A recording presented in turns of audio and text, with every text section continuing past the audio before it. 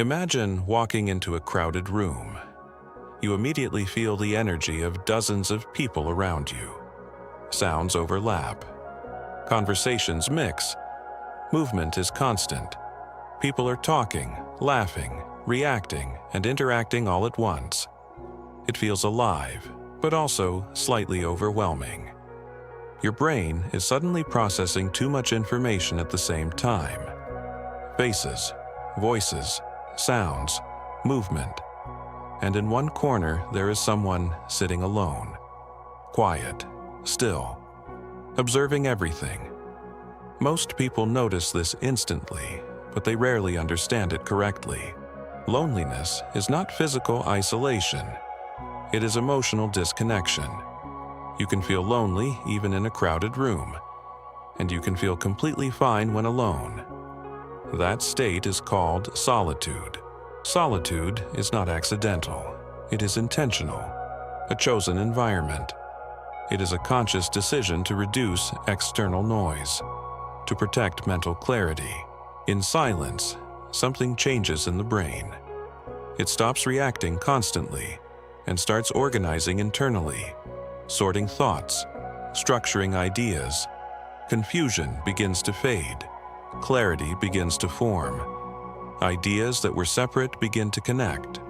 Patterns become visible. This is the state where deep thinking becomes possible, because nothing is interrupting the process. Now, compare this to everyday social interaction. Small talk, casual conversations, repetitive exchanges. These interactions are not harmful, but they are mentally repetitive.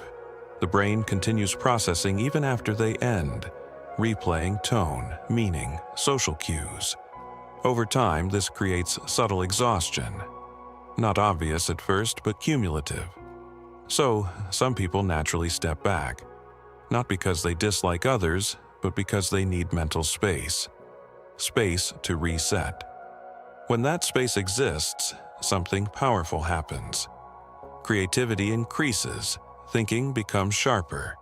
Many thinkers use solitude for this reason, not to isolate themselves from the world, but to understand it better. Complex ideas become easier to process. Solutions become clearer, because the mind is no longer overloaded, it has room to think. But this does not mean these people avoid others. They value relationships deeply. However, they prefer quality over quantity, deep connections over many shallow ones, because emotional depth requires attention, and attention is limited. It is important to understand this clearly.